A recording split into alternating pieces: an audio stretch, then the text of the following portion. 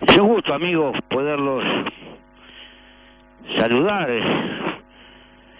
en esta aparente primavera temprana que ha arrancado en el Uruguay. Hoy quisiera señalar un punto que creo que es importante. No creo ni en los Reyes Magos, ni mucho menos en ciertos análisis de tipo catastrófico que se hacen con respecto al porvenir del Uruguay.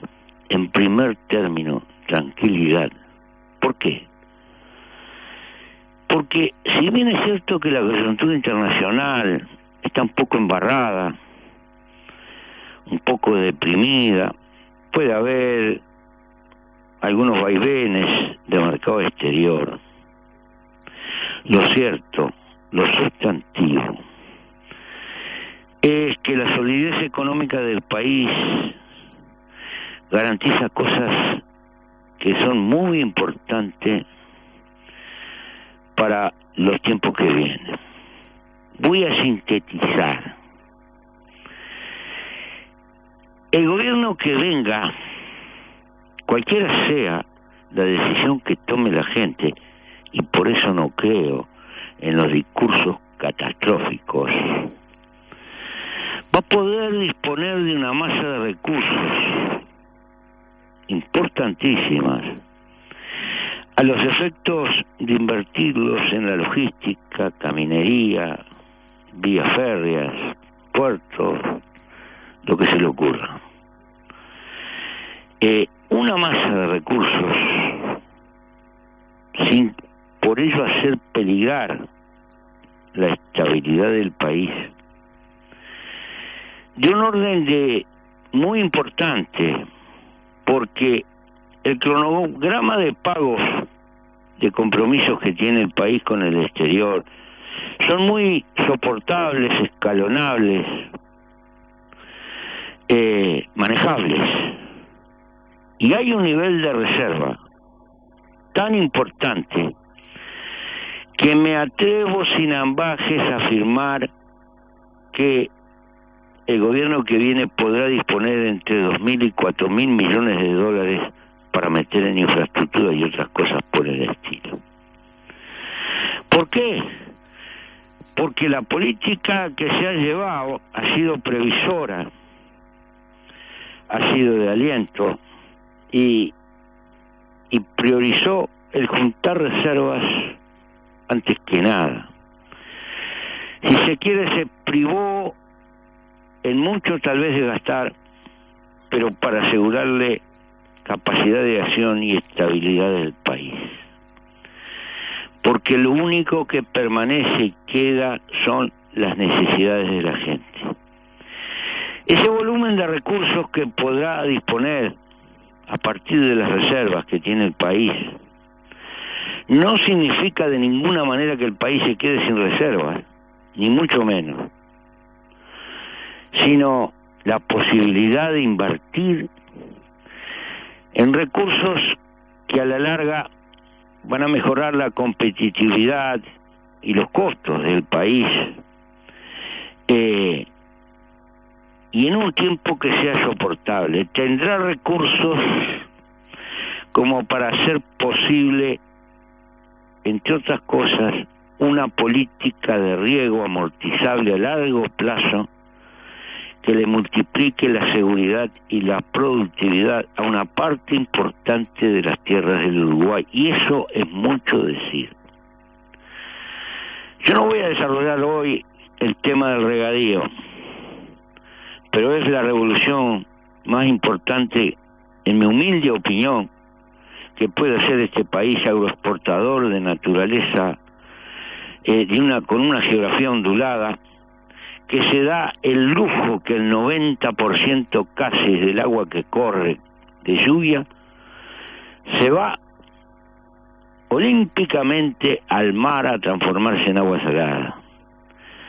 El poder retener un 20, un 30% de esa agua, que por momentos es mucha, para poderla administrar a favor de la agricultura intensiva, etcétera, etcétera, no solo que es cantidad, es además seguridad. Este tema en algún momento lo vamos a desarrollar, pero el regadío ha sido siempre el instrumento que manejó la humanidad para aumentar la productividad del suelo.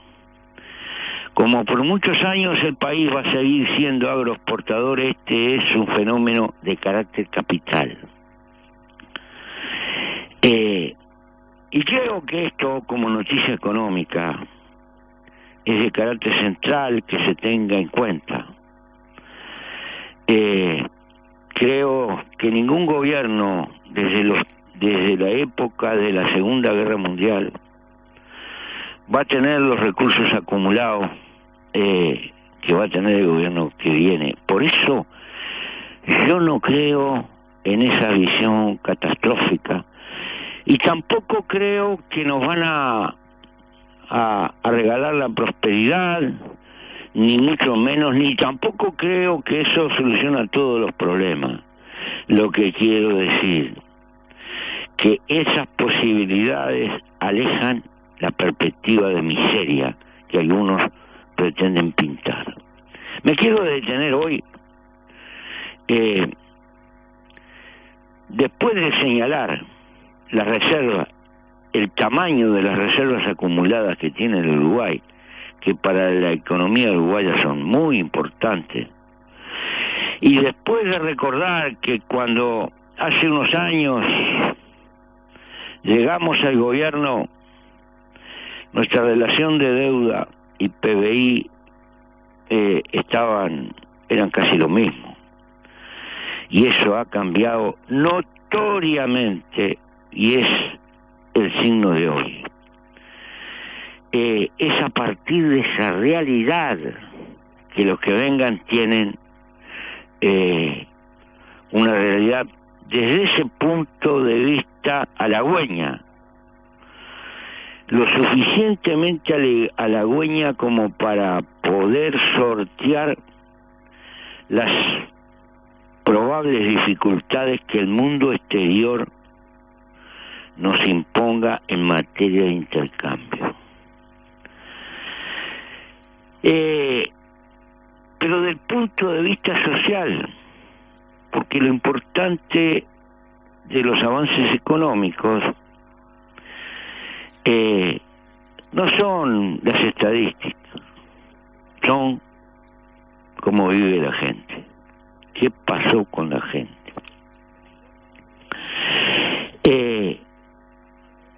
Y es innegable que aquel proceso de constante concentración de la riqueza y de creciente dificultad en un montón de gente de los últimos 30 años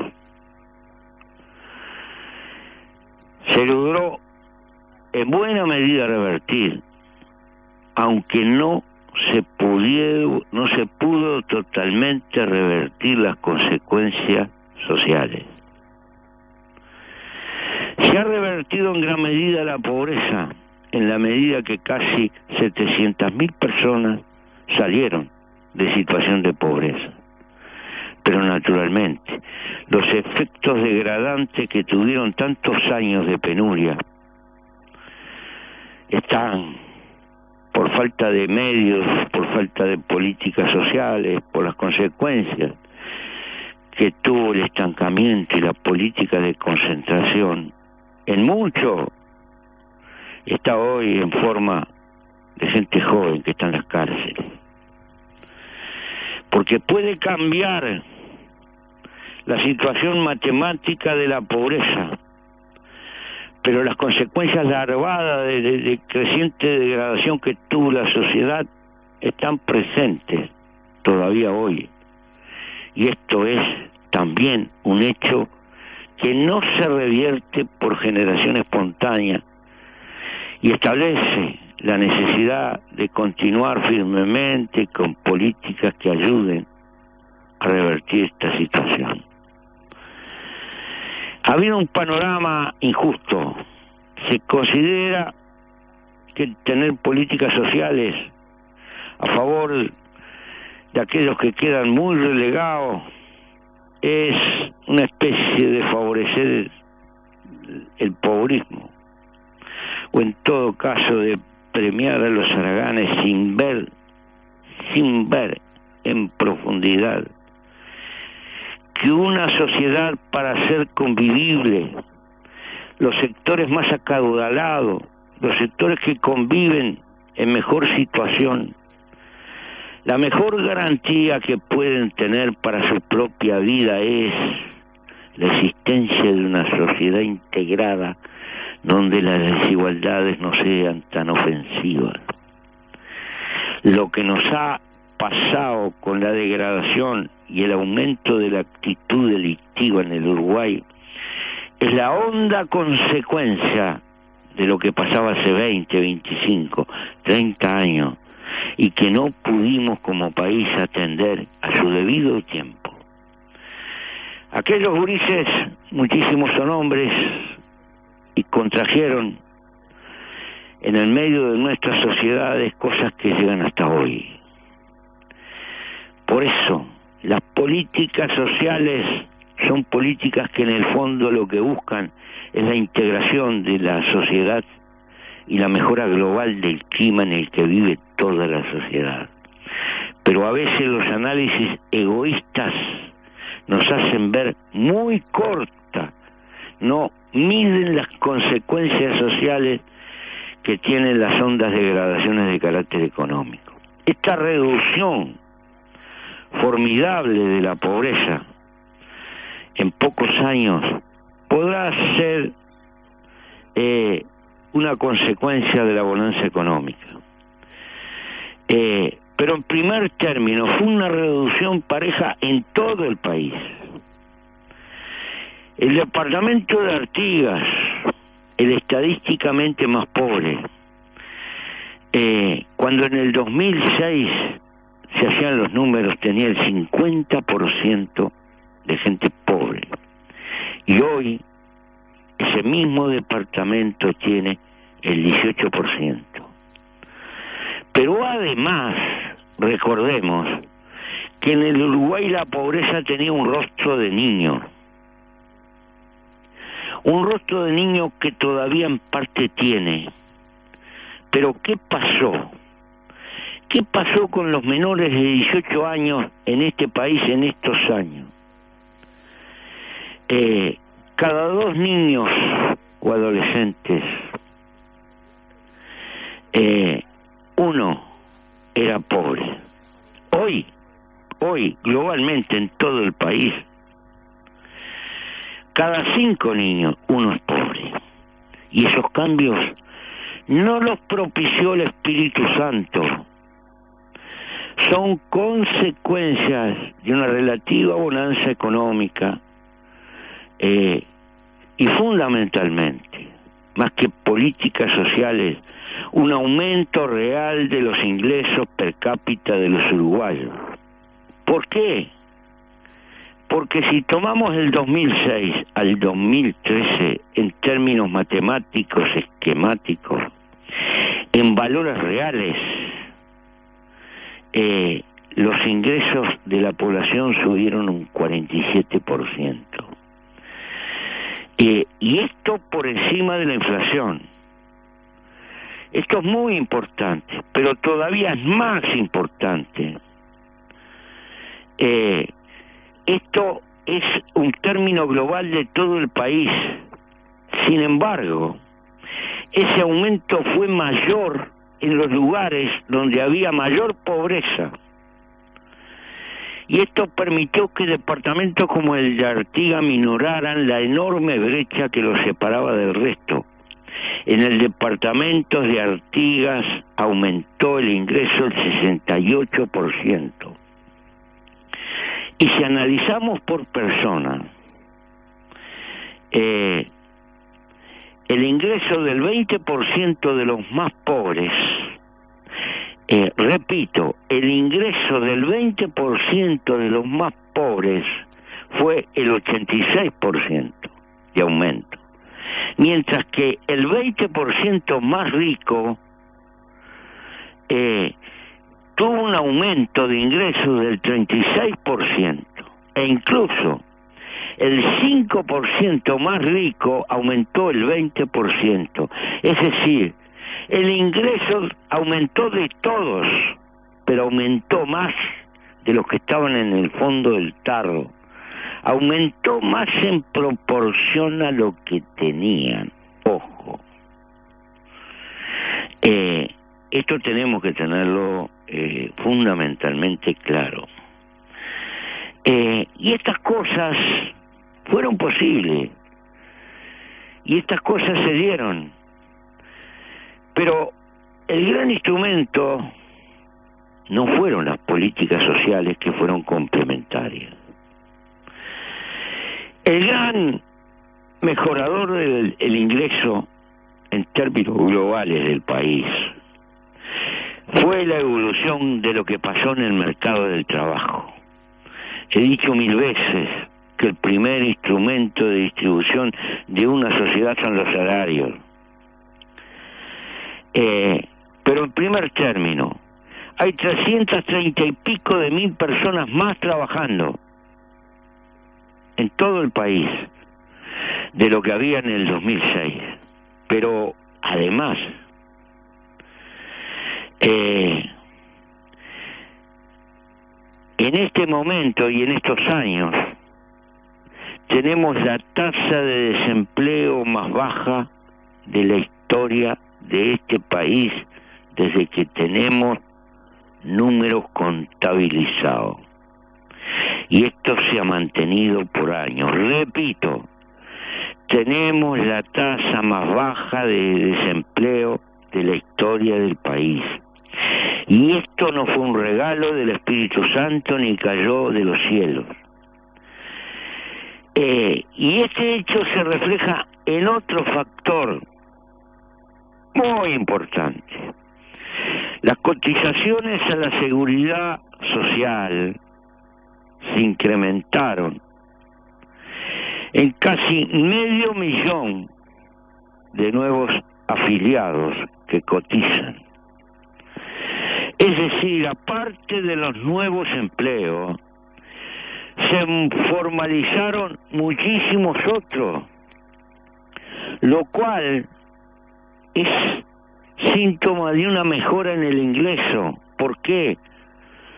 Porque dejaron de ser empleos precarios, muchos, que existían antes del 2005, y apareció naturalmente los derechos que implica la formalización: aguinaldo, salario vacacional, seguro de enfermedad, obligación de pagar el laudo, y fundamentalmente la capacidad para jubilarse después. Nada de esto existía, y esto se fue logrando en estos años. Por lo tanto, el crecimiento económico no tuvo el carácter brutalmente concentrador que tuvo el crecimiento económico en otros años, lo cual no quiere decir que la riqueza no se haya multiplicado y que no haya crecido también el nivel de ingresos de los ricos. No seríamos objetivos si no relatáramos estas cosas, pero queremos señalar que proporcionalmente aumentó mucho más la condición de los más débiles. Y esto es por el signo, la orientación político-social de los gobiernos. En materia educativa, tan criticada y en la cual tenemos problemas, y vaya que he hablado de la UTU y de todo lo demás, pero me quiero retener en algunas cosas que cantan los números. Estas cosas se suelen medir midiendo la situación educativa de la gente mayor a 22 años. Cuando la gente de 22 años o más ha tenido 12 años de enseñanza, se les califica como poseedores de un nivel alto de educación. Cuando la gente de 22 años para arriba tiene un promedio de enseñanza de 9 a 11 años, se le considera un nivel medio de educación. Y se dice que hay un nivel bajo cuando tiene menos de 9 años. ¿Qué pasó en estos años en el Uruguay? Lo cierto es que en el 2006 el 52% de los mayores de 22 años de este país tenía un nivel bajo. Y el 25%, con esos criterios que establecía antes, tenía un nivel alto. Hoy, en el 2013, a pesar de todos los problemas de la enseñanza, el nivel bajo se redujo en 7 puntos. Y ahora el nivel bajo tiene una composición del 45% y el nivel alto aumentó 7 puntos, ahora es de 32. ¿Qué ha significado esto? Las personas que cumplieron 22 años en el 2006 pudieron de alguna forma continuar estudiando muchísimos y culminar en parte la educación media. Muchos hogares que habían sido excluidos en la década del 90 pudieron reincorporar sus hijos al sistema educativo. Y esto fue posible, entre otras cosas, por lo que señalábamos al principio, por la mejora del ingreso.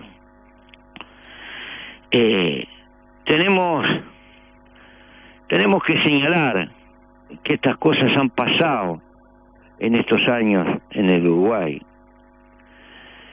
Y con respecto a los niños ha habido una evolución increíble. El tramo de niños de 0 a 3 años, es decir, teníamos una situación en que cada 5 niños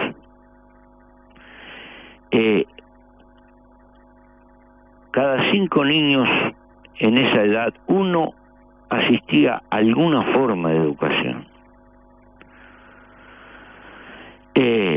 Hoy nos encontramos que el 35%, es decir, 1 cada 3, asiste a algún evento de carácter educativo de contención.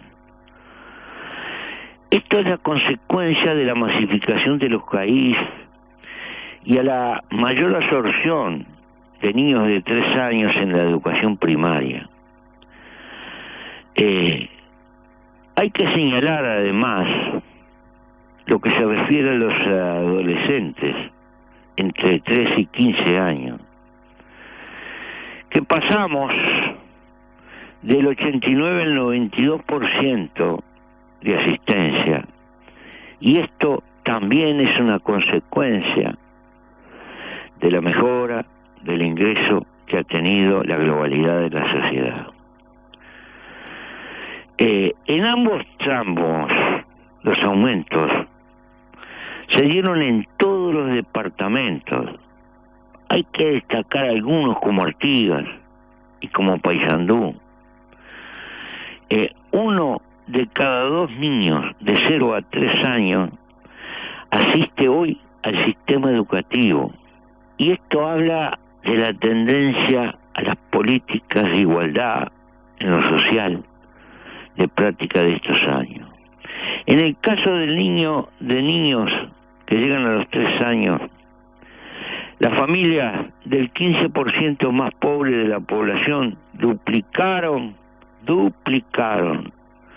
su asistencia a la educación.